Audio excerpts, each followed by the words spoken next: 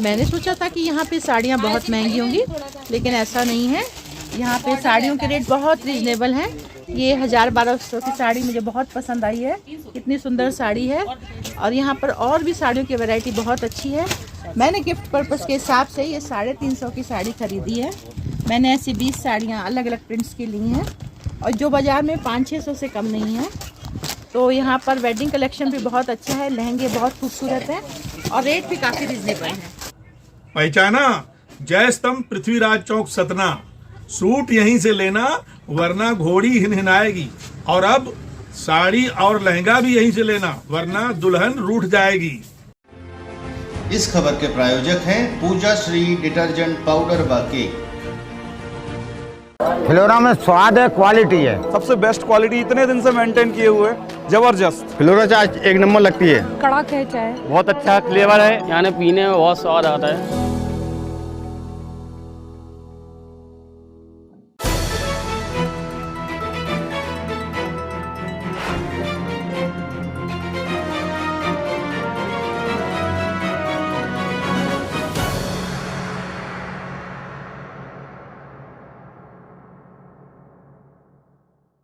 नमस्कार, मैं हूं केशव तिवारी और अलग अंदाज में रहती हैं खबरें हमारी। पूरे देश के अंदर एक कहावत बड़ी प्रसिद्ध है, नंगा नहाएगा निचोएगा क्या। और दूसरी कहावत और भी है इसी संबंध में कि नंगा बादशाह से बड़ा होता है। हमारा यहां नंगा शब्द से आशय यह है कि जिसका कोई कुछ बिगाड़ पाने की स्थिति में ना हो, हम उसकी बात कर रहे हैं।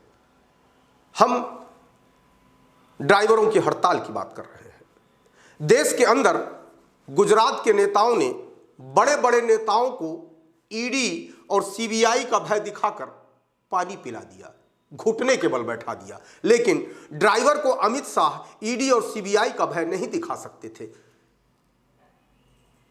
यदि दिखाते भी तो ये दोनों सरकारी एजेंसियां, जो सरकार की पालतू एजेंसियां हैं, इन ड्राइवरों का कुछ भी बिगाड़ नहीं सकती थी। अमित शाह ने हिट एंड रन विधेयक पेश किया, जिस विधेयक में इस बात का उल्लेख है कि यदि ड्राइवर एक्सीडेंट करने के बाद भागे तो उसे 7 लाख रुपए जुर्माना देना पड़ेगा और 10 साल की सजा होगी। जैसे ही ड्राइवरों ने यह सुना, वैसे ही ट्रक की स्टीयरिंग से कूद गए, उतर गए। ट्रक की स्टीयरिंग से ड्राइवर क्या उतरे, पूरे देश की अर्थव्यवस्था ठहर गई।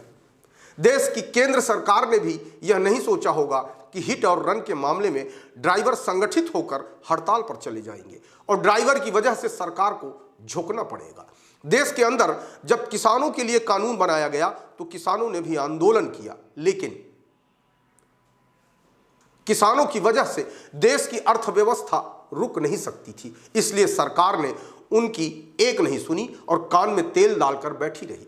जब उत्तर प्रदेश के विधानसभा चुनाव आए तो सरकार को लगा कि कहीं नुकसान न पहुंचा दे किसान, इसलिए किसान कानून को वापस लेना पड़ा। इसके बाद देश के अंदर महिला पहलवानों ने बृजभूषण शरण सिंह के विरुद्ध मोर्चा खोला, जो भारतीय जनता पार्टी के सांसद भी हैं और भारतीय कुश्ती संघ के अध्यक्ष भी थे। लेकिन सरकार ने निर्लज्जता की सारी हदें पार कर दी और एक भाजपाई सांसद को बचाने के लिए खड़ी हो गई।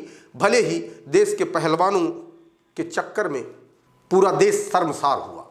अभी एक बार पुनः कुश्ती संघ का निर्वाचन हुआ, जिसमें बृजभूषण शरण सिंह के नजदीकी संजय सिंह निर्वाचित हुए। संजय सिंह के निर्वाचन के बाद जिस तरीके से प्रतिक्रिया सामने आई, उससे तो ऐसा लगा कि सरकार देश की महिला पहलवानों का मान मर्दन करने के लिए पूरी तरह से तैयार बैठी है। जब देश के पुरुष पहलवान और महिला पहलवान अपना अवार्ड प्रधानमंत्री के घर वापस करने पहुंचे तो पहलवान प्रधानमंत्री से तो नहीं मिल पाए, लेकिन प्रधानमंत्री निवास के सामने अपना अवार्ड वापस करके जरूर चले आए। पहलवानों के इस कदम से देश का सर शर्म से झुक गया। उसके बाद सरकार की नींद टूटी और कुश्ती संघ को निलंबित कर दिया। एक नादिर शाह के नकारेपन का नंगा नाच जिस तरीके से हिट एंड रन के माध्यम से सामने आया, उसे देखते हुए तो यह लगता है कि सरकार में बैठकर लोग इतने आत्ममुग्ध और निरंकुश हो गए हैं कि उन्हें लगता है कि वह जो भी कर रहे हैं सब अच्छा कर रहे हैं, बेहतर कर रहे हैं। विकल्प के अभाव में जिस तरीके से हिंदुस्तान की जनता भारतीय जनता पार्टी को चुन रही है, उसे देखते हुए तो यह कहा जा सकता है कि सरकार में बैठे लोगों के निर्णय किसी तानाशाह से कम नहीं है। अमित शाह के नाम के पीछे शाह लगा हुआ है, इसलिए उनके निर्णय भी अब तानाशाह, बादशाह, भामाशाह जैसे हो रहे हैं। पहली बार उन्हें देश के ड्राइवर के सामने घुटने के बल बैठना पड़ा। अच्छा किया, नहीं तो देश का बहुत बड़ा नुकसान हो जाता। शायद अमित शाह को बहुत जल्दी समझ में आ गया कि ड्राइवर के सामने झुक जाने में ही भलाई है, क्योंकि 2024 में चुनाव भी है और ड्राइवर की संख्या भी इस देश के अंदर कम नहीं है, करोड़ों में है।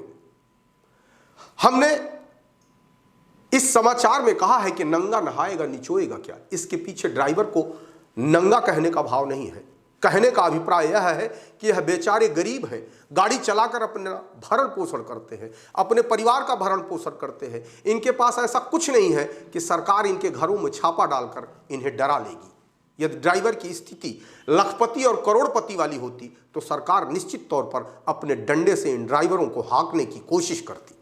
लेकिन सरकार को यह पता चल गया है कि इन्हें हाँकने की कोशिश में ये ड्राइवर सरकार को हाँक देंगे।